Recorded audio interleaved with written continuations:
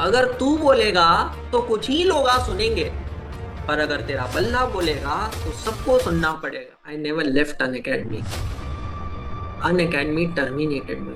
Now that's a different. मैं जैसे ही system के सामने बैठा और मैंने लॉग इन किया, मुझे वहां पर एरर मैसेज लिखा हुआ आया, your contract is terminated. I had met you, a childhood version of CA Anshul Agrawal sir. How would you have introduced yourself and what was your biggest dream in the childhood? तो मेरा सपना था कि मैं पढ़ाई ना करूं, because मुझे ना पढ़ाई से बड़ा डर लगता था। ट्रस्ट में मुझे मन ही नहीं करता था पढ़ने का। हम ना हमारी उम्र से बड़े या छोटे नहीं होते हैं, हमारी परिस्थिति और हमारी ज़रूरत जो होती है ना, वो हमें छोटा और बड़ा बनाती है। सीए बनाना, वो सभी लोग जो मुझे या मेरे मम्मी पापा को ताने मारते थे कि तुम्हारा लड़का ये नहीं कर सकता, वो नहीं कर सकता, ऐसा नहीं कर सकता, वैसा नहीं कर सकता, वो सब लोगों का मुंह बंद हो गया। डिलॉयट के बाद आई वेंट टू नाइजीरिया। बहुत अच्छा पैकेज लगा। I can openly tell it was 1 crore rupees per annum, और ये पैकेज था 2012 का। 1 CR per annum, that works to 8,33,333 per month. If you don't have knowledge, you won't have money. If you don't have money, you won't have friends. If you don't have friends, you won't be happy. If you're not happy, your life is nothing. Kindly request Abhishek Pandya to come on the dais and express his view.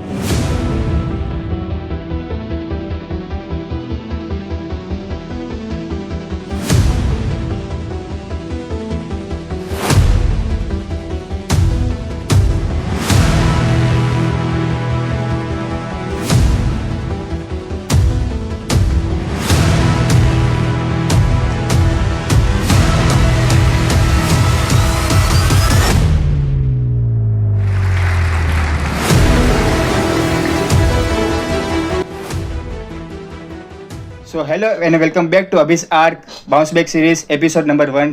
So today we have a special guest CS Anshul Agrawal sir. Thank you so much sir for doing this. Thank you so much, Abhijit. Thank you so much for having me over here. Abhishek, thank you so much for having me over here. It's really my pleasure. And I always feel that, YouTube has given such a wonderful platform.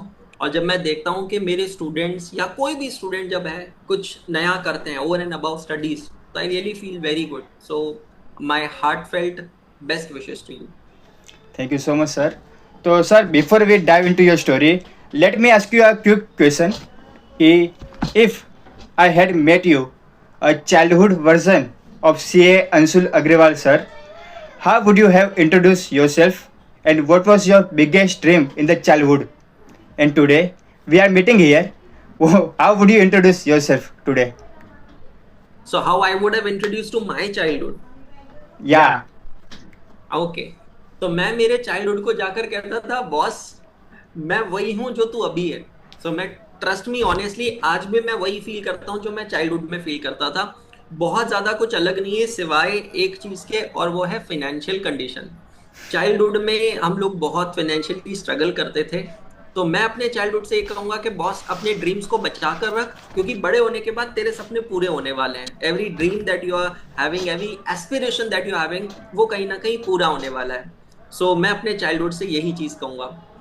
And what was your dream in childhood? मेरा सपना जो था childhood में, बहुत frankly बताऊं मैं, unfiltered, तो मेरा सपना था कि मैं पढ़ाई ना करूं, बिकॉज मुझे ना पढ़ाई से बड़ा डर लगता था. ट्रस्ट में मुझे मन ही नहीं करता था पढ़ने का. ऑब्वियसली कुछ ऐसे इंस्टेंसेस हुए थे, कुछ चीज़ें हुई थी जिसको लेकर, जैसे मैथमेटिक्स है उसको लेकर, my class teacher was a mathematics teacher. I was often getting punishment. I was standing outside the class. So that never built a connect between me and mathematics. तो उसकी वजह से ना मैथमेटिक्स में वो फोबिया डेवलप होना चालू हुआ, फिर साइंस में फोबिया डेवलप होना चालू हुआ. तो मुझे एक चीज़ समझ में आ गई कि यार मुझे वो सब्जेक्ट डिफिकल्ट क्यों लगते थे, क्योंकि उनके साथ कनेक्ट नहीं था. तो मेरा चाइल्डहुड ड्रीम ये था कि मैं पढ़ाई ना करूँ. दूसरा ड्रीम था मैं बिजनेस करूँ, क्योंकि I was grown in a business family. और तीसरा जो सबसे बड़ा ड्रीम था वो ये था कि how should I get my family out of this financial struggle. Because ये ना एक बहुत बड़ा चैलेंज था. हमारे पूरे बचपन में हमने ये चैलेंज देखा है. आई थिंक आप भी एग्री करोगे यार इस चीज़ से, अभिषेक, के स्पेशली मेंस को, मेल्स को लेकर ये चीज़ होती है. मेल फीमेल दोनों में, बट मेल को लेकर ज़्यादा होती है कि अगर आपका काम अफेक्टेड है, आपके फाइनेंसेस अफेक्ट है, तो आपका दिमाग खराब होता है, और अगर आपका दिमाग खराब होता है ना तो आपकी फैमिली का एनवायरनमेंट भी अफेक्ट होता है। तो agree sir, agree. My childhood has been in that environment. तो मुझे समझ में आ गई सारी चीजों की जो मेन जड़ है, प्रॉब्लम की मेन जड़ है, वो है फाइनेंस।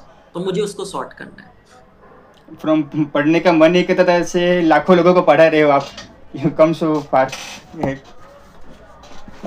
तो सर, तो let's let's let's deep dive into your journey कि from childhood to person who are you today. तो वन बाय वन एक चैप्टर में मैंने डिवाइड किया है। तो first chapter is childhood and school days. आप कैसे थे, आपका बैकग्राउंड कैसा था, आप एवरेज स्टूडेंट से, अबव एवरेज स्टूडेंट से, या एक्सीलेंट स्टूडेंट थे? भाई काश मैं ऐसा होता जैसा आप कह रहे हो।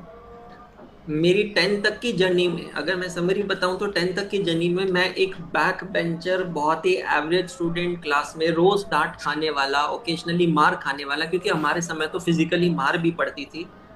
Not good looking at all, dark complexion, skinny appearance वाला बंदा था जिसको क्लास में कोई लड़की भी भाव नहीं देती। पढ़ाई में अच्छा नहीं था तो टीचर्स भी भाव नहीं देते। दोस्त भी मेरे ऐसे ही बनते थे, बिकॉज क्लास में एक ग्रुपिज्म होता था, एक टॉपर्स वाला ग्रुप होता था, तो उस ग्रुप पे तो मैं कभी फिट हुआ नहीं। दोस्त मुझे अच्छे मिले। तो जर्नी मेरी ऐसी रही। I was born in Jodhpur Rajasthan, brought up in Jodhpur, Rajasthan, and then we shifted to Amravati, Maharashtra. My basic schooling was done from VV John Memorial School in Jodhpur. Then I'd gone to Delhi Public School. उसके बाद मैं अमरावती में आया तो तकतमल English high school. तो ये पूरी जो जर्नी रही ना 10th स्टैंडर्ड तक की, बहुत ही मतलब मैं ये सोचता था कि अपना हर दिन ऐसे जियो जैसे कि आखिरी हो। भाई साहब, मैं क्यों स्कूल जा रहा हूँ यार, फिर से मैं जा रहा हूँ अपनी इज्जत उतरवाने के लिए, फिर से मेरे को गाली सुननी पड़ेगी। आज फिर मेरा होमवर्क नहीं हुआ है, और मैं ट्रस्ट नहीं होमवर्क करके भी नहीं जाता था। एक प्रॉब्लम ये होती थी कि यार जब भी टीचर डांटती थी ना तो साला मन के अंदर ना ऐसा होता था कि अब तो मैं ये बिल्कुल नहीं करूंगा। वो एक चैलेंजिंग एटीट्यूड नहीं होता था।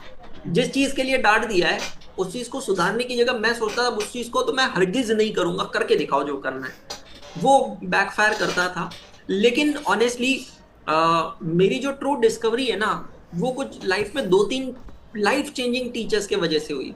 I remember in my 8th standard, 9th standard, I was totally disassociated with the subjects of history and science, and I got Nair ma'am for history and Ujjwala Kulkarni ma'am for science. They came to my life. उन्होंने पता है मुझे पढ़ाई नहीं सिखाई, वही मैंने मेरे टीचिंग में अडॉप्ट किया है। उन्होंने मुझे ये सिखाया कि पढ़ते कैसे हैं और पढ़ते क्यों हैं, सबसे इंपॉर्टेंट। आपको पता है इंग्लिश में 26 कैरेक्टर्स होते हैं अभिषेक, ए से लेकर जी तक 26 कैरेक्टर्स।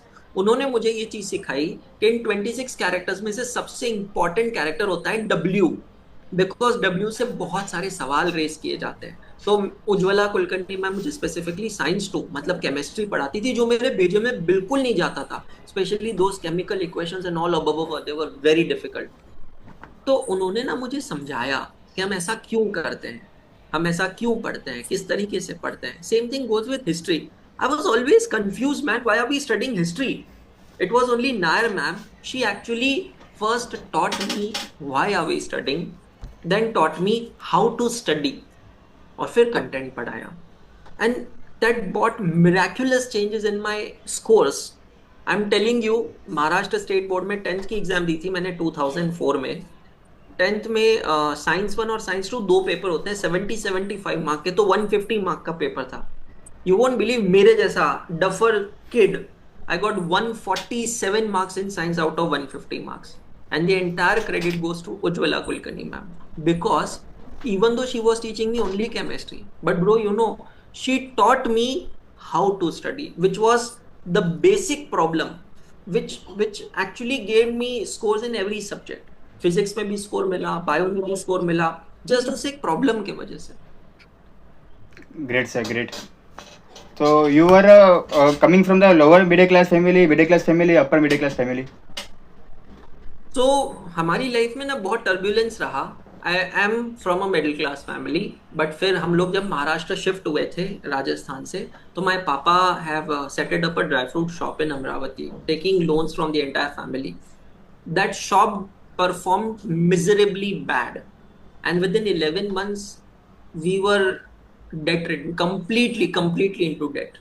वो दुकान में इतना नुकसान हुआ कि हम फिर मिडिल क्लास से लोअर मिडिल क्लास पहुंच गए। आई रिमेम्बर द सिचुएशन भाई, जहां पर 2 रुपए की पानी पूरी खाने के लिए हम लोग हफ्ता भर सेविंग करते थे, कि हफ्ता भर पहले वेट करें, 2 रुपए की 4 पानी पूरी मिलती थी वो करें। आई रिमेम्बर द टाइम जहां पर मम्मी पापा रात को बैठकर पापड़ और मंगोड़ी जो कहते हैं, बढ़िया राजस्थान में कहते हैं, वो बनाते थे और दिन भर बेचते थे। आई रिमेम्बर अ टाइम जहां पर मम्मी घर में बैठ के कचौरी समोसे मिर्ची बड़े बनाती थी और मैं जाकर चौक पे उसको बेचता था। तो आप इमेजिन करो कि मैंने 7 स्टैंडर्ड में वो किया है। अपनी साइकिल के पीछे कांच का बॉक्स रखा है जिसमें ये सब समोसा कचौरी ले जाकर मैंने बेचा है। 7 स्टैंडर्ड में मैंने अपनी पहली कमाई की जब मैंने एक प्रॉपर्टी डीलर का काम चालू किया था और मैंने एक प्लॉट बिचवाया था, तो 10,000 रुपये मैंने उस समय कमाए थे। My first earning of my life, 10,000 rupees. अब आप सोचो 7 स्टैंडर्ड का बच्चा कितना छोटा होता है। उतने छोटे बच्चे के कहने पे कोई भला क्यों प्लॉट खरीदेगा और क्यों प्लॉट बेचेगा। तो मेरा ना इस पे ये कहना है, हम ना हमारी उम्र से बड़े या छोटे नहीं होते हैं, हमारी परिस्थिति और हमारी जरूरत जो होती है ना, वो हमें छोटा और बड़ा बना देती है। ये चीज बहुत इंपॉर्टेंट है। तो शायद मेरी जो परिस्थिति थी, जो सिचुएशन थी, क्योंकि फैमिली में फाइनेंशियल क्राइसिस हो गया था, मम्मी पापा के भी डिस्प्यूट्स होने लगे, ये बहुत नॉर्मल चीजें आती है। तो मैं और मेरी सिस्टर की जो अपब्रिंगिंग हुई थी वो इतनी स्ट्रगल वाली सिचुएशन में हुई थी कि हम लोगों को अब समझ में आ गया कि अब पैसा कमाना बहुत जरूरी है। I started taking interest in real estate, अपने एरिया के प्रॉपर्टीज को समझने लगा और पहला ट्रांजैक्शन मैंने क्रैक किया। अब आप सोचो 7 स्टैंडर्ड के बच्चे की क्या एज होगी आपके हिसाब से, what do you think? May be around 7 standard का बच्चा मतलब 13 साल की उम्र होती है। या 14 आई गेस। 13 साल की उम्र में मैंने प्लॉट बेचा और किसी ने मेरे बोलने पे प्लॉट खरीदा और 10,000 रुपये मैंने पहले ब्रोकरेज कमाया। First income in 7 standard. That's a big deal, sir, at the childhood. It's a great thing कि अब चाइल्डहुड से इतने मैच्योर हो गए हो, इतना अर्निंग वगैरह। वो तो क्या करेंगे, अभी जैसे हम बहुत सारी मूवीज देखते हैं, आप देखो ऐसे बहुत सारे बच्चे होते हैं जो बहुत कम एज में अपने माता पिता को खो देते हैं। तो क्या वो जीना छोड़ देते हैं? नहीं, है ना। इनफैक्ट मुझे लगता है कि वो हम लोगों से बेटर बनते हैं, क्योंकि Exactly. हम लोग तो डिपेंडेंट होते हैं पेरेंट्स पे, है ना, हमें पैम्परिंग मिलती है। जिन बच्चों के पेरेंट्स ही नहीं होते उनको पैम्परिंग नहीं मिलती है, तो वो बचपन से संभल जाते हैं। उनको पता है कि अपना अपने को ही करना है और कोई करने वाला नहीं है।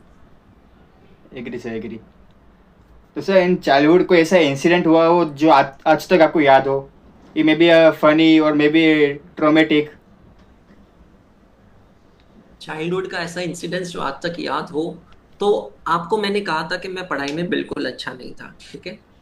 मुझे बिल्कुल इंटरेस्ट नहीं था और मेरी सिस्टर मेरे से ऑपोजिट है। We are only two, I have a sibling, a sister, she is a software engineer. वो बिल्कुल ऑपोजिट। अच्छा, हम लोग अफोर्ड नहीं कर सकते थे तो ट्यूशंस वगैरह भी ज़्यादा नहीं लगाते थे। ये बात है तब की, जब मैं था आई थिंक 7 स्टैंडर्ड 8 स्टैंडर्ड में था और मेरी सिस्टर मुझसे 1 क्लास छोटी थी। अब हमारे मम्मी पापा रात को पापड़ बढ़िया बनाते थे, दिन में बेचते थे, फिर भी इतनी स्ट्रगल होने के बावजूद भी हमें ट्यूशंस लगाई थी। तो एक दिन रात को ना हमारी नींद खुली, मेरी और सिस्टर की, भाई बहनों की, क्योंकि रूम में कोई लाइट आ रही थी। हम एक ऐसे रूम में रहते थे, यू इमेजिन, कि एक ही हॉल है, उसमें बीच में पार्टीशन डाल के रखा है साड़ी से या चादर से, उसके एक साइड में किचन है और एक साइड में बेडरूम है। हम इस तरीके के घर में रहते थे। तो हमने देखा कि रात को एकदम से नींद खुलती है ना, कभी प्यास लगती है, कुछ होता है, तो नींद खुली है और लाइट आ रही है, लाइट जल रही है, मतलब कोई उठा हुआ है। तो हम लोगों ने थोड़ा सा ऐसे चादर साइड में करके देखा तो मम्मी पापा उस समय पापड़ बना रहे थे और 2 बजे थे रात के 2 बजे मम्मी पापा पापड़ बना रहे थे। अब हम भाई बहन उठे और मम्मी पापा की गॉसिप सुनने लगे। तो पापा मम्मी से कह रहे थे कि इस महीने पैसों की बहुत तंगी है, जितना सोचा था उतना बिका नहीं, घर का किराया भी देना बाकी है, तूने बच्चों की ट्यूशन फीस पे कर दी क्या? तो मम्मी ने कहा नहीं, अभी तो नहीं करी क्योंकि पैसे ही नहीं है। तो पापा कहते हैं मैं कल तुझे पैसे दूंगा, तू जाकर पहले बच्चों की ट्यूशन फीस पे करके आना, कुछ भी हो जाए बस बच्चों की पढ़ाई नहीं रुकनी चाहिए, बच्चों की पढ़ाई अच्छे से चलनी चाहिए। मैं और मेरी सिस्टर ना इस बात को सुन रहे थे, सिर्फ मम्मी पापा को पता नहीं था, वी वर अवेक। आपको पता है, ये चीज सुन के आप समझो मुझे एक नया जन्म मिला उस दिन। मुझे पढ़ाई की अहमियत एक्चुअली उस दिन समझ में आई। मैं तब तक पढ़ाई को ना ऐਵੇਂ ही ले रहा था कि क्या ही है, मतलब it's just one of the work which every kid has to do, you have to go to a school, this that. मुझे उस दिन समझ में आया कि ऐसी परिस्थिति में, ऐसी पोजीशन में जहां घर का किराया देने का पैसा नहीं है, फिर भी अगर मेरे पापा मेरी मम्मी से ये कह रहे हैं कि कुछ भी करना, बच्चों की ट्यूशंस बंद नहीं होनी चाहिए, ट्यूशन की फीस देकर आना, इसका मतलब है बॉस कुछ तो है ना जिस चीज के लिए वो पिच कर रहे हैं, जिस चीज का वो इंतजार कर रहे हैं। और वो चीज है पढ़ाई, ताकि हम लोग पढ़ें, पढ़ लिख कर कुछ बने, कुछ कमाए, ताकि पापा और घर की परिस्थिति सुधर सके। बॉस अभिषेक, वो दिन था, उस दिन के बाद मैंने पढ़ाई को ना पढ़ाई की तरह ना लेकर एक जिम्मेदारी की तरह ले लिया। कि जैसे मेरी मम्मी उस समय बुटीक चलाती थी फैमिली को सपोर्ट करने के लिए, तो जैसे पापा मम्मी बढ़िया पापड़ बना रहे हैं, पापा और कोई काम कर रहे हैं, मम्मी और कोई काम कर रही है, तो मेरा काम क्या है इस पॉइंट ऑफ टाइम पे? How can I contribute to my family? मेरा काम है पढ़ाई करके, अगर मैं अच्छे से पढ़ लिख लूंगा तो अच्छा हो जाएगा। उस चीज ने मेरी और मेरी सिस्टर दोनों की लाइफ बहुत चेंज की। I mean I would like to mention over here, मेरी सिस्टर ने इंजीनियरिंग में हर साल यूनिवर्सिटी टॉप किया है फ्रॉम अमरावती यूनिवर्सिटी। और अमरावती यूनिवर्सिटी का एक रूल है कि जो बच्चा यूनिवर्सिटी टॉपर होता है उसको उसकी पूरी फीस रिफंड कर दी जाती है। तो my sister has topped university only for this one reason, कि अगर मैं अच्छे से पढ़ूंगी ना तो मम्मी पापा के पैसे नहीं लगेंगे। So this incidence has really changed my life. Very inspiring sir, goosebump आ गए सुनते सुनते। एंड नेक्स्ट थिंग थोड़ा पर्सनल है, चाइल्डहुड में आपकी कोई गर्लफ्रेंड क्रश वगैरह कोई थी? यार क्रश वगैरह बहुत थी ऑनेस्टली। लड़कियां क्यों पसंद नहीं आती है, मतलब नॉर्मल लड़काओं में तो लड़के तो नहीं, लड़के ही पसंद आएगी ना मुझे। बट एज आई सेड, थोड़ा डार्क कॉम्प्लेक्शन था, स्किनी था, गरीब परिवार से था, तो लड़कियों को मैं पसंद नहीं आता था। तो it has always been a one sided crush. Thank you so much sir. Sir next let's move to the second segment, journey of becoming the CA and the CS. First of all, when and why uh, when and why? Okay, so I had no CA in my family. My family, my especially paternals, chacha, tauji, they all are engineers.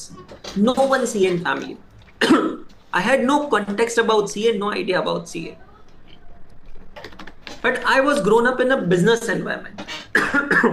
Because मेरे पापा businessman रहे, तो मैंने वो हमेशा देखा है, profit loss, नफा नुकसान, बही खाता, बुक्स ऑफ अकाउंट्स में बही खाता मारवाड़ी लैंग्वेज में, ये हमेशा सुना है मैंने। कभी कभी होता था, पापा कहते थे कि आज ऑडिटर्स आए, उनको पिक्चर दिखाने ले जा रहे हैं। I used to feel very jealous, अभी ये कौन है ऑडिटर, नाम कौन किसका है, कौन से अंकल है ऑडिटर जिसको पापा पिक्चर दिखाने ले जा रहे हैं, हमको नहीं ले जा रहे हैं। So really didn't knew anything about it. तो मुझे याद है फर्स्ट थिंग जहां मेरे दिमाग में बीच बोया गया था, सीए वर्ड नहीं था, बट ये था कि मुझे ना बिजनेस से रिलेटिंग कुछ करना है। तो इट वाज इन 2002, एक प्रोडक्ट आया था, उसका नाम था रिलायंस इंडिया मोबाइल, कर लो दुनिया मुट्ठी में, उसका स्लोगन था। धीरू भाई अंबानी जी थे, अलाइव थे उस समय। सो उस समय ना उन लोगों के तीनों के बहुत मीडिया इंटरेक्शंस होते थे, Dhiru bhai Ambani ji, Mukesh Ambani ji and his brother Anil Ambani. मैं उनको बहुत सुनता था, बहुत छोटा था बट मैं सुनता था। मैं 8th स्टैंडर्ड में था उस समय। तो मुझे सुनकर इतना फैसिनेट लगता था, यार इन लोगों को इतना नॉलेज कैसे है बिजनेस के बारे में। तो मैं पापा से कहता था ना, मुझे ये बनना है। अब ये क्या है मुझे नहीं पता, बट मुझे ये बनना है। अब ये बनने के लिए क्या करना होगा? तो मम्मी पापा ने कहा, then you need to take commerce, तुझे कॉमर्स का नॉलेज लेना है। और एनी विच वेज मैंने कॉमर्स इसलिए लिया था क्योंकि मेरे को मैथ्स से डर लगता था। तो 11th 12th I took commerce. When I 11th 12th, Anshul Agrawal was academically different from up to 10th, because in 11th 12th I actually started understanding कि मैं हर एक सब्जेक्ट पढ़ क्यों रहा हूँ। तो I was in the first 3 ranks in the class in 11th standard, and 12th standard में तो मैं मेरिट रैंक था महाराष्ट्र स्टेट बोर्ड से। तो वहाँ पे ना मेरे एक टीचर थे, उनका नाम था caste sir, Dinesh caste sir, Amravati में अकाउंट्स की ट्यूशन लेते हैं। उन्होंने ना मेरा टैलेंट देखा, थोड़ा समय लिया और मुझे कहा कि अंशुल तुमको ना 12th के बाद सीए करना चाहिए। हाँ, मैंने कहा सीए होता क्या है क्या नहीं। तो पापा से बात करी, कासट सर ने थोड़ा बताया कि सीए ये होता है और ऐसे ऐसे होता है। और सबसे पहली चीज जो हिट करी ना, जो उन्होंने मुझे बताई, अरे तू तो अग्रवाल है, तू तो आराम से कर लेगा, क्योंकि सीए में तो मारवाड़ी लोग ही ज्यादा घुसते हैं। और सबसे बड़ी चीज क्या है, तेरे को ना कोई कास्ट सर्टिफिकेट की जरूरत नहीं है। मुझे ये चीज ने सबसे ज्यादा हिट किया। और मेरा क्वेश्चन था, सर उसमें मैथमेटिक्स तो नहीं है? बोले मैथमेटिक्स है, पर वो थोड़ा बहुत है, उतना बॉड मास तो तेरे को आता ही होगा। मैंने कहा बॉड मास तो अपने को फुल ऑन आता है, पर ये ट्रिग्नोमेट्री, इंटीग्रेशन, डेरिवेटिव ये नहीं जमता अपने को। तो बोले कर लेगा तू अंशुल, कर लेगा। मतलब मैं सही बता रहा हूँ, टीचर्स ने मुझे बनाया, कासट सर ने मुझे सीए के बारे में बताया। फिर मैंने रिसर्च करना चालू किया। I I visited many CS office. देखो यार, उस समय ना वेबिनार्स वगैरह नहीं होते थे जैसे आजकल होते हैं, इतना सोशल मीडिया वगैरह भी नहीं था, आईसीआईबी वेबसाइट वगैरह नहीं होती थी। Everything has to be done by visiting ICI office. तो मैं कुछ प्रैक्टिसिंग सीएस के पास गया। Brother Abhishek, you won't believe, every one discouraged me, मत कर सीए, एवरी वन। कोई कहता था तेरा मैथ्स अच्छा नहीं है, तुझसे नहीं होगा। कोई कहता था कि तुम मिडिल क्लास फैमिली से हो, तुझसे नहीं होगा। कोई कहता नहीं नहीं नहीं नहीं, 1% रिजल्ट लगता है, सीए मत करो। You know, every time someone said me not to do CA, I was getting more determined, I have to do CA. वो साला एक कीड़ा पहले से ही अंदर था, जब किसी ने कुछ ना करने को बोला ना, तब तो वो ज्यादा करने का है मेरे को। तो मुझे ना फिर पापा मम्मी ने और कासट सर ने बैठकर समझाया कि these all people are asking you not to do CA because they want to reduce their competition. Anshul, now you should take up as a challenge and you should do CA. और मुझे तब पता चला कि मेरे पापा चाहते थे कि मैं सीए करूं, मुझे तब तक पता भी नहीं था। And that's where I have chosen to be a chartered accountant, because मुझे पता चला कि मैं जो अंबानी के इंटरव्यू सुनता था, मुझे बिजनेस में नॉलेज चाहिए था, तो वो बिजनेस में नॉलेज मुझे सीए करने से मिल जाए। So let me do CA, that's how I started CA. And you clear all the exam in first attempt, right? या I did. And I did in my which year? CA CPT from Amravati. And मेरे पास casually एक दिन मेरे कुछ friends थे जो CPT करके अमरावती से बाहर चले गए। See Amravati is a very small town, so वो पुणे चले गए। नियरेस्ट टाउन जो था पुणे था, बहुत बड़ा शहर है, एजुकेशन हब है, वहाँ सीए करने चले गए। और मुझे बहुत फोर्स किया, अंशुल तू भी आ जा, but as I said we can not afford financially कि मुझे हॉस्टल में भेजे एंड ऑल। तो मैं अमरावती में मैंने स्टे बैक किया। उन्होंने ना अपना प्रोस्पेक्टस मुझे भेजा, मैं उनका नाम रिवील करूंगा बाद में। वो प्रोस्पेक्टस के फ्रंट पेज पे ना किसी का फोटो था, a person sitting like this, well dressed in tie suit everything, very looking very senior, very aged. उनको देखकर ना मुझे एक इमीडिएट कनेक्ट फील हुआ उनके साथ कि यार मुझे ये बनना है। वो उस कोचिंग इंस्टीट्यूट के ओनर थे जिनके पास मेरे फ्रेंड्स पढ़ने पुणे गए थे, पर मैं तो जा नहीं सकता था। I started my intermediate, उस समय उसका नाम PCC था in Amravati, but the syllabus was not progressing so well, so I left it out and then I also went to Pune। और मुझे अभी भी डेट याद है, 14 दिसंबर 2007 मैंने पहली बार पुणे की पावन धरती पे कदम रखा। मैं स्ट्रेट अवे बस स्टैंड से उस ऑफिस में गया, और उस ऑफिस में जिस इंसान को मैंने प्रोस्पेक्टस पे देखा था, जिसको मैं रोज देखता था, उसको अपने सामने देखा। और उस दिन मेरा डिटर्मिनेशन और स्ट्रांग हो गया कि मुझे यही बनना है। ही is my guru, CA doctor Shivaji Bhikaji Jaware sir, SB Jaware sir. I can't tell you man, मुझे ऐसा लगा कि मेरे भगवान के दर्शन मुझे हो गए हैं। मैंने मन ही मन में उनको अपना गुरु मान लिया था, भगवान मान लिया था। I landed in a very safe hand in Pune. Pune जाने के बाद बहुत लोग भटक भी जाते हैं, अब तो बहुत ज्यादा क्लासेस हो गई है। तो एसबी जावरे सर के पास जब मैं गया ना, तो मुझे फील हुआ मैं सही हाथ में आया हूँ। और फिर वहां जाने के बाद मैंने इंटरमीडिएट उनके पास की, मैंने देखा ही नहीं कौन सा टीचर कौन सा सब्जेक्ट पढ़ा रहा है। एसबी जावरे सर है ना, ट्रस्ट है, बस खत्म। मुझे पता है ये इंसान किसी का गलत नहीं करेगा। तो अगर ये इंसान कुछ कर रहा है, किसी टीचर को ला रहा है कॉस्टिंग पढ़ाने के लिए, तो वो टीचर अच्छा होगा। बेस्ट होगा नहीं होगा उसकी जरूरत नहीं है, मुझे अच्छे की जरूरत है। अगर वो टीचर, मुझे याद है उस समय हैदराबाद से सर आते थे, जयरामन सर लॉ पढ़ाने के लिए। उस समय काली प्रसाद सर आते थे ऑडिट पढ़ाने के लिए साउथ इंडिया से। उस समय सीए फाइनल में आईडीटी पढ़ाने के लिए दीपक गुप्ता सर आते थे दिल्ली से। ये सारे टीचर्स को जावरे सर लेकर आते थे। मुझे ये पता है अगर जावरे सर ने किसी को चुना है ना, तो वो बेस्ट होगा। I just trusted that one person. और उन्होंने हमेशा एक चीज सिखाई है, आत्मनिर्भर बनो, स्पून फीडिंग मत करो। कभी नहीं की उन्होंने स्पून फीडिंग। मैं डाउट्स पूछने भी जाता था ना, तो 5 मिनट के डाउट को वो 20 मिनट लगाते थे, पर बैठकर मुझसे ही डाउट सॉल्व करवाते थे। So that approach has built me. So November 2008, I cleared PCC, both groups in first attempt. हमारे समय आर्टिकलशिप 3.5 साल की थी. And then I cleared CA final in May 2011, both groups, and back-to-back CS final in June 2011. 2011.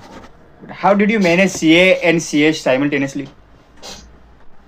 So how did I manage से पहले मैं ये बताऊंगा why did I choose. Now, this is a very big thing to reveal that I am not a BCom graduate. I have not completed my graduation.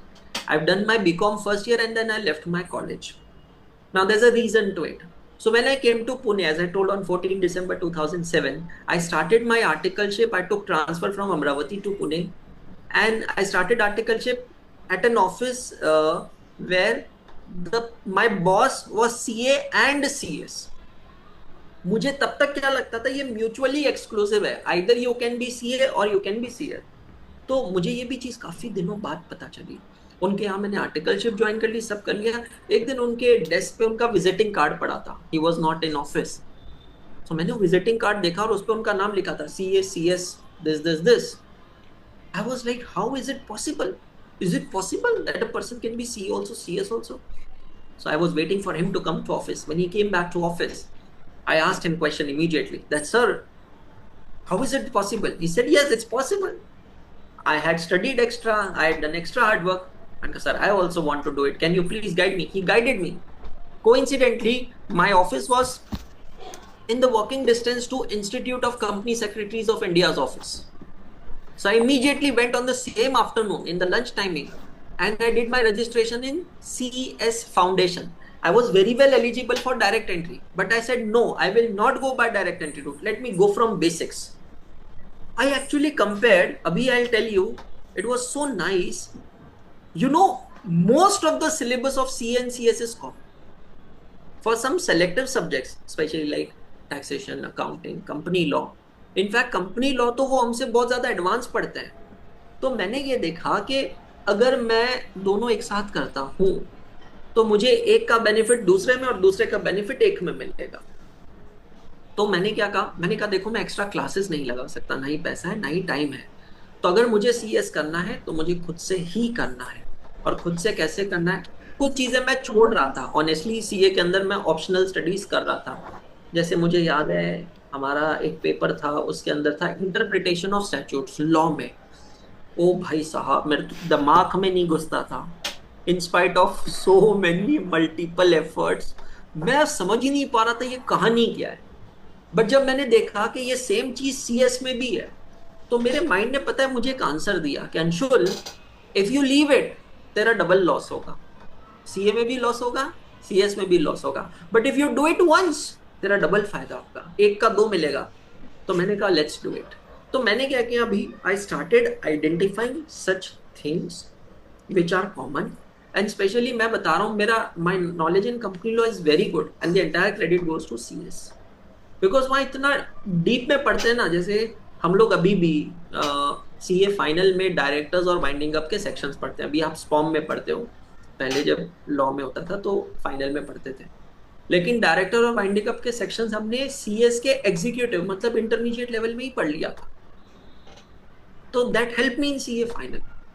तो CA plus CS journey was very good and god's grace it happened back to back. एक महीने में CA की, अगले महीने में CS की exam ऐसे चलती रही और एक भी क्लासेस ज्वाइन नहीं की, बस अप्रोच को चेंज किया and just happened. Great sir, great. So आपने आर्टिकल से बिग फोर में की थी आई गेस, Deloitte में. I never did. No. I did my first job in Deloitte, but my articleship has always been from a medium firm. And another surprise thing, which will raise your eyebrows, I took 4 transfers in my articleship. 3 साल की articleship में 4 transfer ले लिया आपने. 3.5 साल की. Okay. तब allowed था, मतलब ट्रांसफर अलाउड था वहाँ पे, मतलब अलाउड that थे. time? ट्रांसफर्स के भी अपने रीज़न रहे. मैंने आर्टिकलशिप पहले अमरावती से चालू की थी. वहाँ पे मुझे छोटे बिजनेसेस का बहुत एक्सपोजर मिला. बट फिर क्लासेस मैंने कहा कि जैसे हो नहीं रही थी प्रोग्रेस, तो मुझे पुणे आना पड़ा. तो आर्टिकलशिप पुणे में ज्वाइन की. पुणे में मैंने जहाँ पे ज्वाइन की वहाँ मुझे एक्सपीरियंस बहुत अच्छा मिला, एक्सपोजर बहुत अच्छा मिला. बट मेरे बॉस का जो बिहेवियर था वो बहुत ही बहुत खराब था, बहुत बुरा था। मतलब एक इंस्टेंस मुझे याद है, he actually threw income tax regulation on my face which broke my nose and it started bleeding terribly.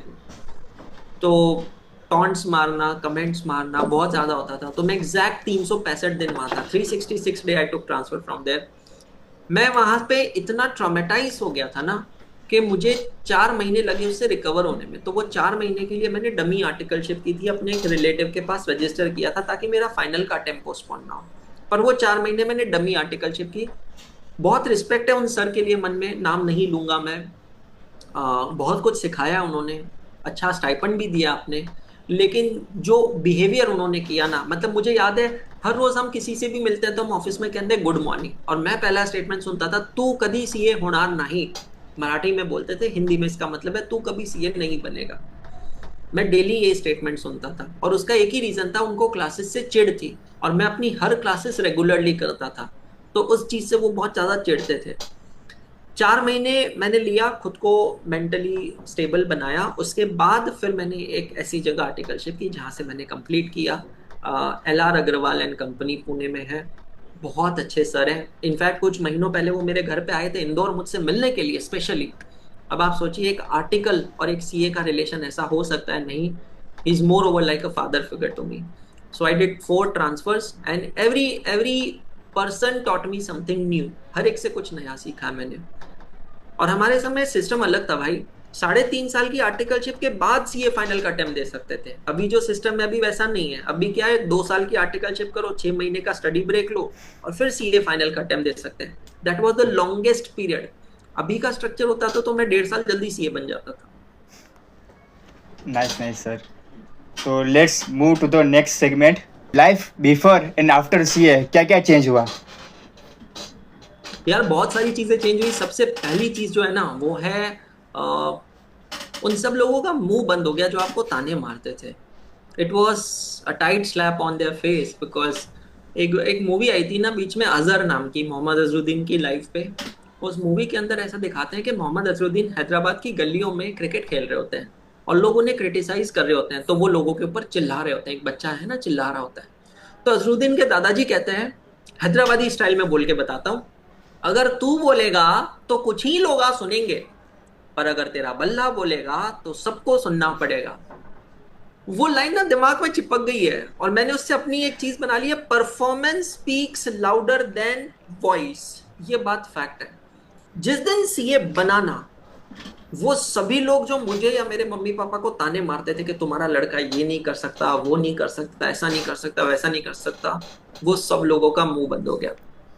Social respect आपकी फैमिली की, आपके पेरेंट्स की, आपकी एकदम पीक पे चली गई। लोग कहने लगे, अच्छा इनका बेटा सीए है। आपके मम्मी पापा के चेहरे के एक्सप्रेशन चेंज हो जाते हैं जब कोई ये बोलता है ना कि इनका बेटा सीए बन चुका है। फाइनेंशियली तो कोई बोलने की बात ही नहीं है। आई मीन फाइनेंशियली तो कहते हैं ना, पो 12-25 हो जाना, वो तो बिल्कुल होता ही है। बट आपका कंप्लीट लाइफस्टाइल मेकओवर हो जाता है। आपको यह फील होता है कि अच्छा, अभी तक जिंदगी में जो स्ट्रगल्स चल रहे थे, जो परेशानियां चल रही थी, अब वो स्ट्रगल और परेशानियां शायद खत्म होने वाली है। अब उसका एंड आने वाला है, क्योंकि अब चीजें बेहतर हो गई है। आपको आपकी जिंदगी का पहला ब्रांडेड शॉपिंग करने का मौका मिलता है, क्योंकि पेरेंट्स के पैसों पे तो आपको गिल्टी फील होता है ना। मैं जाकर है यार एक 5,000 रुपए का शर्ट लेकर आऊंगा या 5,000 का टी शर्ट लेकर आऊंगा तो अच्छा नहीं लगेगा ना। पेरेंट्स के पैसे हैं। खुद के पैसों पे पहली ब्रांडेड शॉपिंग करते हैं, अच्छा मोबाइल फोन खरीदते हैं, क्रेडिट कार्ड जिंदगी में पहली बार मिलता है, खुद का बैंक अकाउंट होता है। मतलब पेरेंट्स ने खोला है बैंक अकाउंट, बट खुद का बैंक अकाउंट या salary account with zero balance requirement. खुद का डीमैट अकाउंट होता है, खुद अपने फाइनेंसेस मैनेज कर रहे हो। You get that free hand, that liberty. वो स्टूडेंट वाला स्टेटस जब चेंज होता है ना भाई, इतना लाइट हेडेड फील होता है, आई कांट टेल यू। बस कुछ समय में आपको भी फील होगा यार, कुछ ही दिन बचे। हाँ सर, 1 साल बच्चा है पूरा। मैंने कहीं सुना था कि अगर कोई सेब बनता है तो वो अकेला सेब नहीं बनता, उसकी पूरी फैमिली सेब बनती है। सही कहा है, बहुत सही चीज कही है, बिल्कुल परफेक्ट है। और इसको तो मैं अटेस्ट करना चाहूंगा, बिकॉज जैसे कि मैंने कहा, जिस दिन मैं सीए बना, people are congratulating my parents. अखबार में आने लगा। इतनी अलग लेवल की खुशी थी कि आपको ज्यादा खुशी पता है कब होती, कि आपसे ज्यादा ना आपके पेरेंट्स को लोग कॉन्ग्रेचुलेट कर रहे हैं कि यार ये सीए बने हैं। हमारे समय तो कन्वोकेशंस नहीं होते थे। मैं आजकल कन्वोकेशंस में देखता हूँ, बच्चा जाता है स्टेज पे और जाता है, डिग्री लेता है, आईसीआई के प्रेसिडेंट के साथ फोटो खींचता है। I mean imagine for a moment, what if आप वहां पर अपने पेरेंट्स को बुलाओ, व्हाट इफ आप ये कहो कि ये जो लाइफ टाइम की फोटो है ना, ये मेरी नहीं है, ये मेरे पेरेंट्स की है, आप उनको वहां ले जाओ। तो आपका statement it will hold true कि जब कोई बच्चा सीए बनता है वो अकेला सीए नहीं बनता, पूरा परिवार सीए बनता agree sir, agree. So next let's move to the next segment, professional life journey. Right after CA आपने मतलब क्या किया, जॉब किया या कुछ और ट्राई किया? है।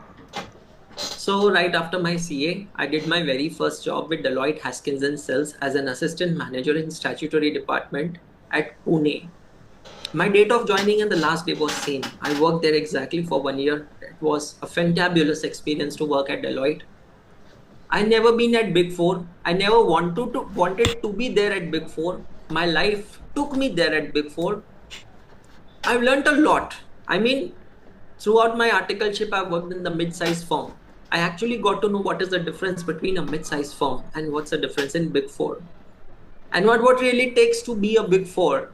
I understood the history behind Deloitte, who was Mr. William Deloitte. Why is it known as a Big Four? Very different for us to think that none of the Big Four is an Indian company. They all are majorly UK based firms.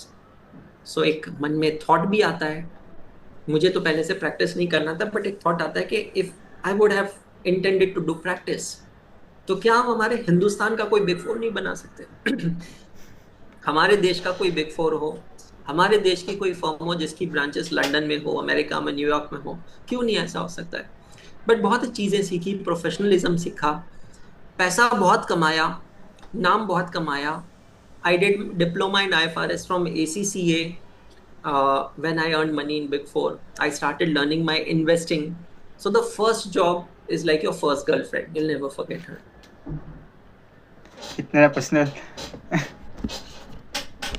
So wait and then teaching में कैसे convert हुए, मतलब from Deloitte statutory audit से teaching, वो भी accounting and cost and management? See, teaching was always my passion. I was teaching since I was a student. See, informally, my teaching started when I was in 11th standard. For the first time in my life, I studied subject of bookkeeping and accountancy.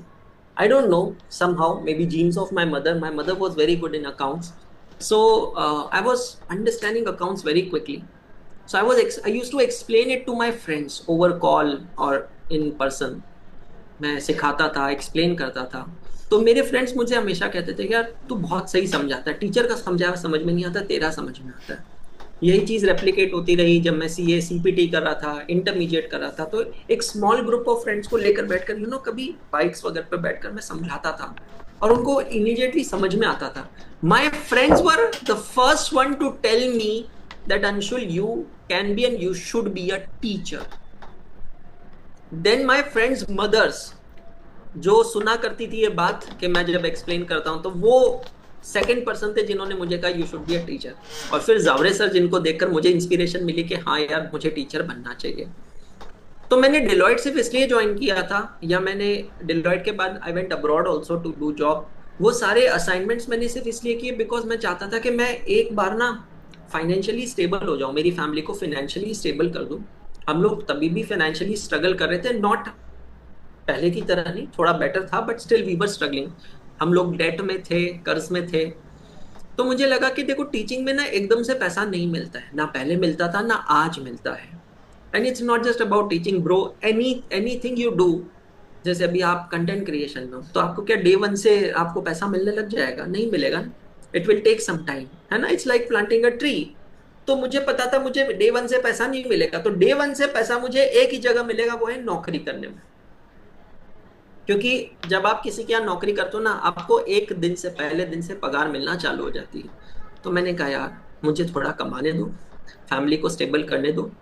Deloitte के बाद I went to Nigeria, बहुत अच्छा package लगा, I can openly tell, it was 1 crore rupees per annum, और ये package था 2012 का। 1 CR per annum, that works to 8,33,333 per month, plus incentives अलग। तो मुझे अभी भी याद है, मैं वहां पे अप्रोक्सीमेटली 6-8 महीने तक मैं असाइनमेंट बेसिस पे था। उन 6-8 महीनों में मैंने बहुत अच्छा पैसा कमा लिया। लेकिन ना, मुझे उस पॉइंट पे समझ में आ गया कि ना, मुझे मजा नहीं आ रहा है। मैं पैसा जरूर कमा रहा हूं, मुझे मजा नहीं आ रहा है।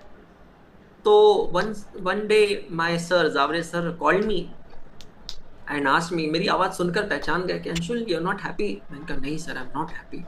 बैंक में पैसा बहुत है पर दिल खाली है सर, दिल में मजा नहीं आ रहा है। Then he told me, I know you where your happiness lies. मैंने कहा सर बताइए। कभी कभी होता है ना, हम किसी के मुंह से सुनना चाहते हैं, हमें पता है answer, we just want attestation from someone.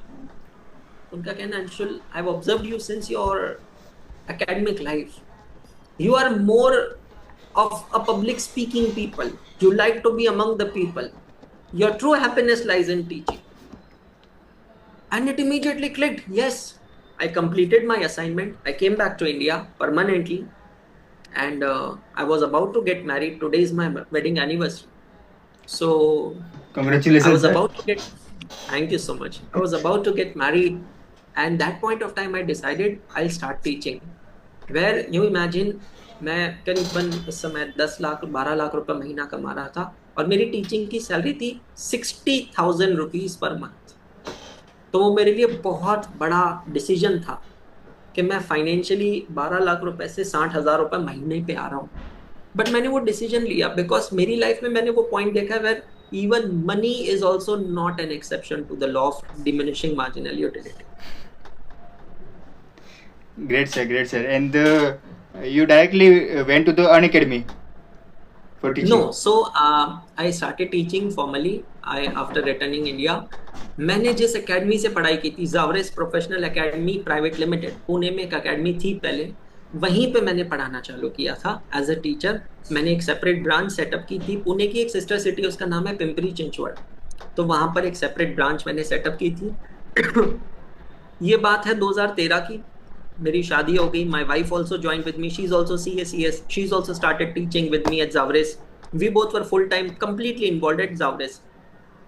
2017 में कुछ स्ट्रक्चरल चेंजेस हुए, मैनेजमेंट चेंजेस हुए जावरे में, and me and my wife has acquired that academy.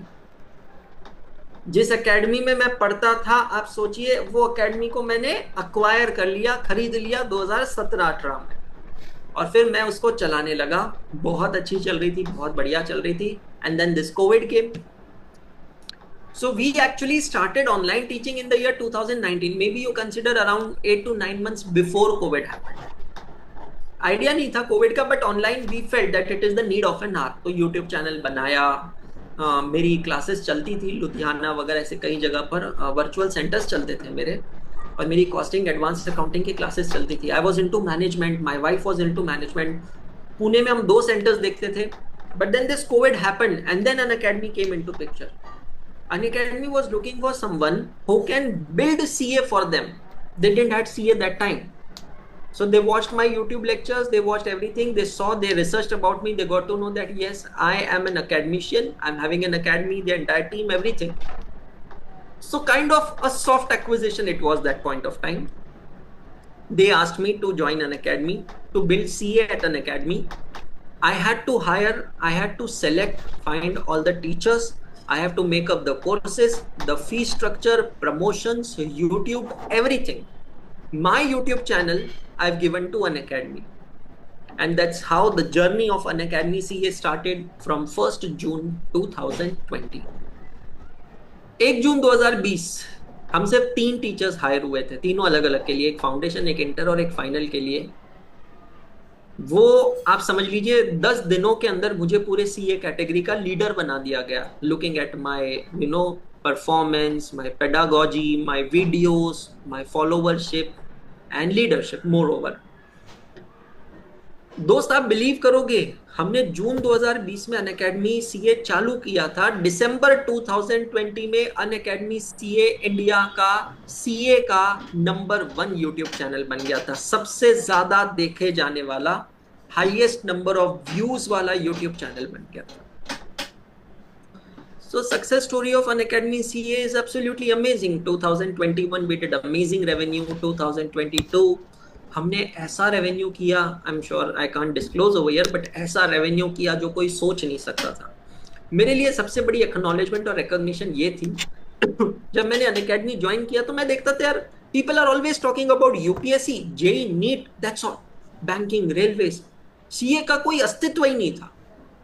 2022 तक अनअकैडमी सीए की एक अलग पहचान बन गई थी। And I would very proudly like to mention कि अनअकैडमी जो 78 कैटेगरीज की एग्जाम्स कंडक्ट करता था उस समय, CA was amongst the top 5, revenue wise, popularity wise, YouTube distribution wise, student satisfaction wise, result wise.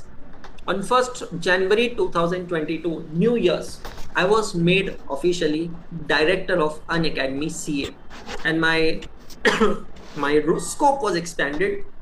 अब मुझे सिर्फ पढ़ाना नहीं था, मुझे सिर्फ लीडरशिप नहीं करना था, अब मुझे मैनेजमेंट को रिपोर्ट करना था। मैनेजमेंट डिसीजंस में मैं इन्वॉल्व होने लगा, जो सीए स्पेसिफिक डिसीजंस होते थे। एनी विच वेज मैं बैंगलोर में रहता था उस समय। अनअकैडमी की रिक्वायरमेंट थी कि आपको लीडर बनाएंगे तो आपको बैंगलोर शिफ्ट होना है, तो I was already shifted in Bangalore. मैं ऑफिस भी फ्रिक्वेंटली विजिट करता था, डायरेक्ट फाउंडर्स के साथ मेरी मीटिंग्स होती थी और सारी चीज़ें बहुत सिस्टमेटिकली होती थी। By the time 2023 came, Unacademy CA was number 1 in India already. Then why you are leaving? So मैं यहाँ पे करेक्ट करना चाहूँगा, I never left Unacademy. Unacademy terminated me. Now that's a different thing. Unacademy still has a very special place in my heart, to be very honest. I feel very bad when I look at the current situation of Unacademy. So the thing happened this way that 25th July 2023, we have entered into a new agreement. Unacademy hired me in 2020. You remember that date? That time they gave me 3 years agreement, which was supposed to expire on 31st July 2023. So 1 week before the agreement was expiring, we entered into a new agreement on 25th July 2023, agreeing upon the new terms and conditions for the next 3 years. Immediately after we executed that agreement, after 3 weeks, they have amended one condition of the agreement unanimously. And that was not just for me, for all the educators. They have bought a new policy which will now restrict the educators to have their personal Instagrams and YouTube channels. So any which way, see, I was not in favor कि अगर आप Unacademy से पैसा ले रहे हो पढ़ाने का, तो आपको पढ़ाना Unacademy के ही चैनल पे चाहिए, जिसको हम अकेडमिक कंटेंट कहते हैं। बट टीचर की सोशल लाइफ भी तो है। मैं उस समय व्लॉगिंग करता था, क्योंकि मुझे ऐसा फील होता था ना कि एक बच्चे को पता चलना चाहिए कि एक सीए की लाइफ में चलता क्या है पूरा दिन भर। बच्चा आपको देखकर मोटिवेट होता है। तो अनअकैडमी ने एक पॉलिसी इंपोज की थी 14 अगस्त 2023 को कि अब कोई भी एजुकेटर, अकेडमिक हो या नॉन अकेडमिक कंटेंट हो, वो अपने किसी भी पर्सनल डिस्ट्रीब्यूशन पे टेलीग्राम, इंस्टाग्राम, फेसबुक, यूट्यूब कहीं नहीं डाल सकता। और ये हमारे 25 जुलाई के एग्रीमेंट की एक प्री कंडीशन थी। मैं उस समय इंडिया टूर पे था अनअकैडमी को प्रमोट करने के लिए, क्योंकि 24 अगस्त को मेरी एक बहुत बड़ी बैच आ रही थी। आपको जानकर हैरानी होगी, उस बैच में 6000 एडमिशन ऑलरेडी हो चुके थे। 6000 एडमिशंस सीए इंटरमीडिएट की बैच में। तो it was the biggest batch of India. मैं इंडिया टूर पे था, इंडिया टूर से वापस आया। 18th August, I went to office for a meeting with the senior management on this agenda कि ये restriction क्यों? क्योंकि अभी मैं इंडिया टूर पे जाकर आया हूँ, मैंने 3.5 लाख रुपए उस पर खर्च किया है।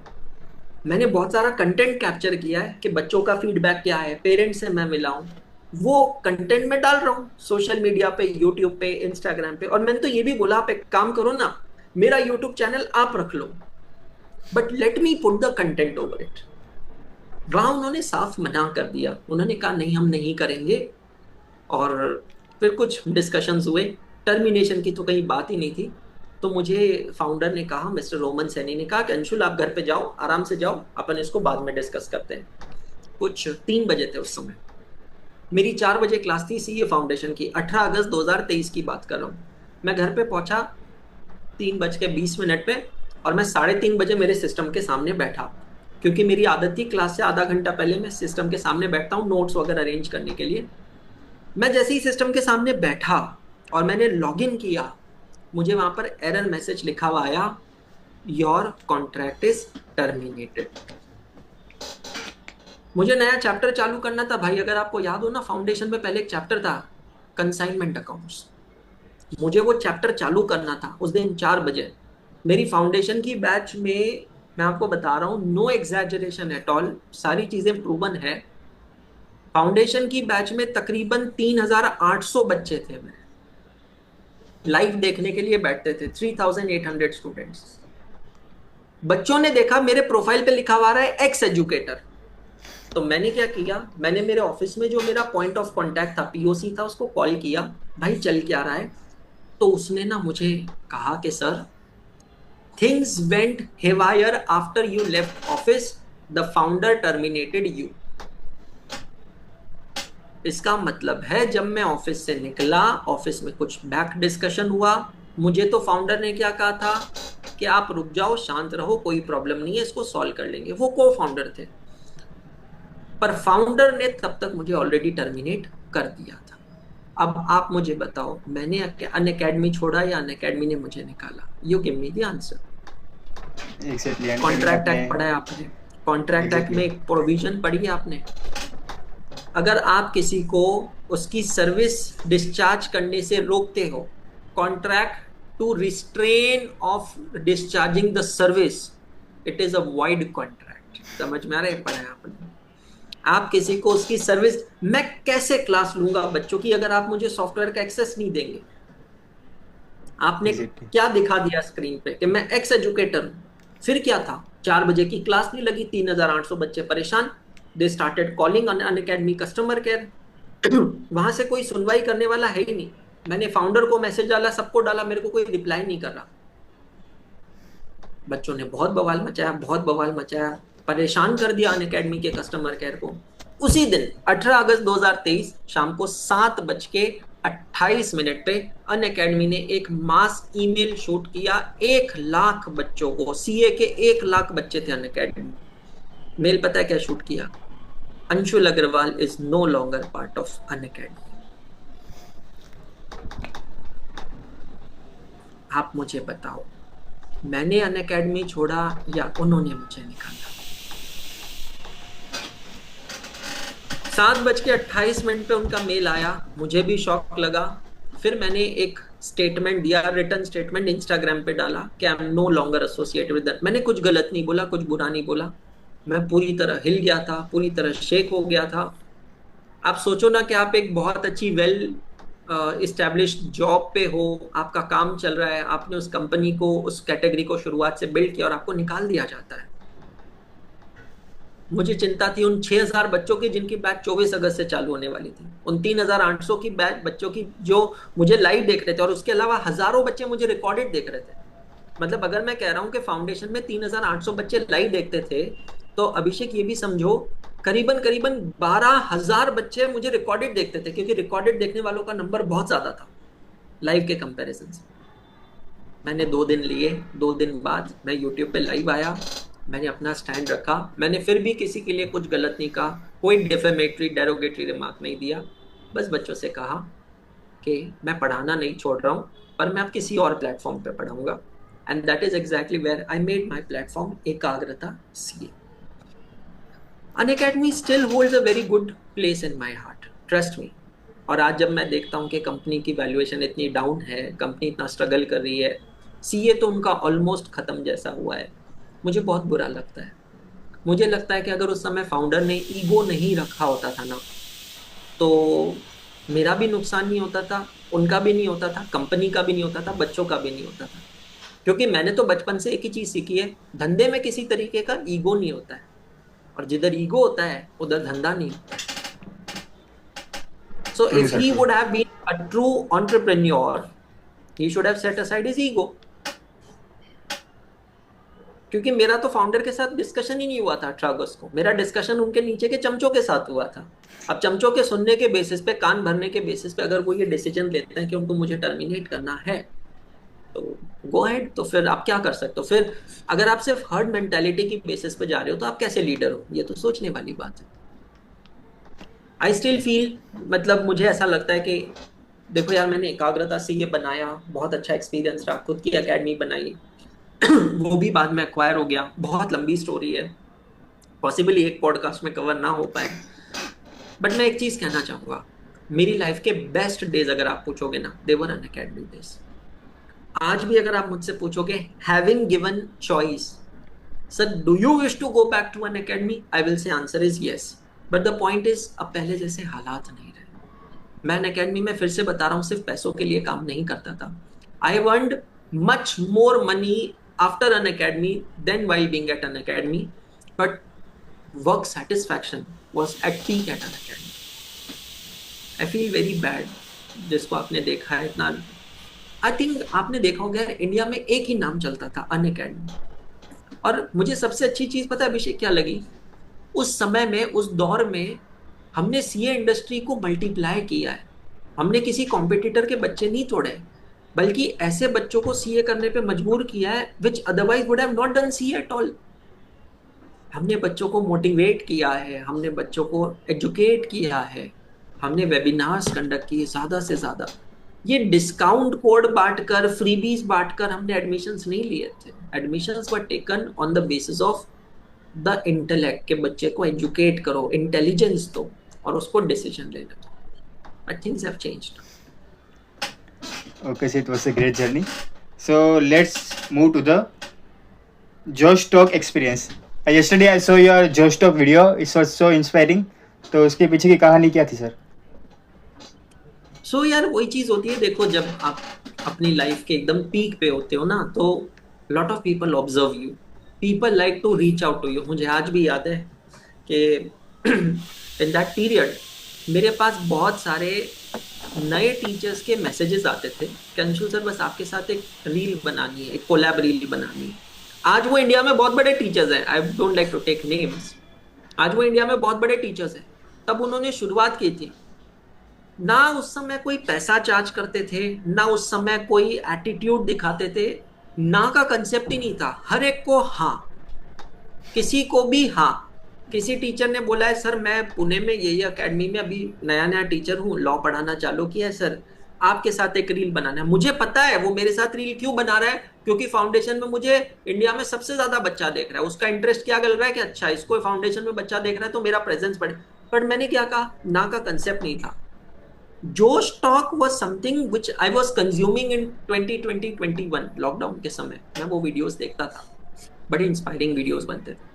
जब उनका मुझे कॉल आया ना, तो मेरे लिए तो ड्रीम कम ट्रू था। देखो असली अचीवमेंट एज आई सेड सिर्फ पैसों से नहीं होती है। पैसा मैंने कितना कमाया ये आपको नाइजीरिया के पैकेज से समझ में आ गया होगा, है ना। मेरे लिए रियल एसेट्स ये है, बच्चों का प्यार, आपकी पॉपुलैरिटी, जब लोग आपसे पूछते हैं, आपको रिस्पेक्ट देते हैं। तो जोश टॉक का एक्सपीरियंस बिल्कुल अमेजिंग था। मैंने उसका पूरा व्लॉग भी बनाया था जो मेरे यूट्यूब चैनल पे है। जब मैं उनके स्टूडियो में गया, उनका स्टूडियो था वहाँ पे गुड़गांव नोएडा में, अमेजिंग स्टूडियो। मैं जब वो लाल प्लेटफॉर्म पे खड़ा हुआ ना यार, वो फील अलग था। वो black room, that red circular podium, पीछे जोश टॉक लिखा हुआ, that was a different feeling. मैं बहुत डरा हुआ था कि मैं क्या कहूँगा, कैसे कहूँगा। वहाँ पे जो 2-3 लोग थे जो शूट कर रहे थे, उन्होंने बहुत हेल्प की मुझे कि सर आप अपना नेचुरल होकर सिर्फ पहले आधा घंटा सोचो आपके साथ क्या हुआ लाइफ में, और फिर आप बात करो। जो भी बात करोगे वो बेस्ट होगा। And that's how it happened. Great sir, great sir. Then let's move to the last segment, last chapter of today's podcast. Life lessons and future goals. Life lessons you have learned during your journey, and what are your future plans and goals? See, my life lessons, I'll be very honest, is if someone is buttering you, don't forget that he's carrying a knife in his hand. That's the first lesson I learned from my life. अगर कोई तुम्हें मक्खन लगा रहा है bread के ऊपर आप बटर लगाते हैं ना, तो किससे लगाते हैं? बटर नाइफ से लगाते हैं। तो वो चाकू किसी के हाथ में है। तो हर इंसान जो आपको भाई कहता है ना, वो जेन्युइनली भाई समझता नहीं है। समझ में आ रहा है? तो वो आपको कुछ और समझता है, ये चीज समझने की जरूरत है। अगर आपके साथ हमेशा परपेचुअली कोई रहेगा, तो वो है नंबर 1 आप खुद, नंबर 2 आपकी फैमिली, और नंबर 3 कोई नहीं है। Success, money, friends, they all are temporary. मेरी इस पूरी जर्नी में Unacademy, Ekagrata, everything, I got associated with many people. बहुत लोग जिनको मैं भाई कहता था, बहुत लोग जो मुझे भाई कहते थे, मुझे समझ में आ गया कि ना मैं उनका भाई और ना वो मुझे भाई समझते हैं। वो सिर्फ मुंह पे दिखाने वाली बात थी। आप समझ रहे हैं? संस्कृत में ना बचपन में एक प्रोवर्ब मैंने सीखा था, मैं आपको वो बोलकर बताता हूँ। ज्ञानम बिना कुत्र धनम, धनम बिना कुत्र मित्रम, मित्रम बिना कुत्र सुखम, सुखम बिना नैव जीवनम। If you don't have knowledge, you won't have money. If you don't have money, you won't have friends. If you don't have friends, you won't be happy. If you're not happy, your life is nothing. You focus on the one part. If you don't have money, you won't have friends. बस अभी इस part पर समझ जाओ। ना इससे ज्यादा कुछ कहना है, ना इससे ज्यादा कुछ समझना है। सिंपल सी चीज है, पूरी दुनिया उगते सूरज को सलाम करती है। जिस पॉइंट पे आपका थोड़ा सा भी डाउनफॉल आया ना, वो सारी चीजें निकलती है। क्योंकि कहते हैं ना, बुरे समय में चिल्लर से पहले जेब से रिश्ते टूटते हैं, रिश्ते गिर के निकलते हैं। ये चीज इंपॉर्टेंट है। तो मैंने मेरी लाइफ में ये चीज सीखा है, just be selflessly selfish. Think about yourself, there is nothing wrong to do that. Keep adding values in yourself, even if you are the best. Never consider that ये जगह मेरी है, पक्का है। उस जगह पे कभी ना कभी कोई ना कोई आएगा और आपको वो जगह छोड़नी पड़ेगी। तो इस चीज का आपको ध्यान रखना। And what are your future goals? यार फ्यूचर गोल्स ये है कि right now I am enjoying teaching, I am focusing more on my health, my parents, my family, whatever I have done, because I'm 38 now. In 38 years of my life, trust me, मैंने 50 साल जितनी already घसवा ली है और पैसा भी कमा लिया है। तो अभी मैं उस पर ही फोकस कर रहा हूँ, बिकॉज अभी जो माहौल चल रहा है उस माहौल के अंदर थिंग्स आर नॉट राइट। तो जैसे चल रहा है बस चीज़ों को एब्जॉर्ब कर रहे हैं। जितना बच्चों का प्यार मोहब्बत मिला है, आप जैसे बच्चे हैं उनके प्यार मोहब्बत को रिडीम कर रहे हैं। That's what I am doing right now. बाकी तो जब किस दिन और कुछ उखाड़ लेंगे, तब उस दिन आपके से वापस मिलेंगे पॉडकास्ट में। पक्का सर, पक्का। Thank you so much, sir. It was an inspiring conversation with you. Thank you so much, Abhishek. Wish you all the very best for your future endeavors. Keep growing, keep shining. All the very best. और last चीज जो मैं पहले भी कहता था, कहता हूँ और कहता रहूंगा, हाथ नहीं छोड़ूंगा, साथ नहीं छोड़ूंगा।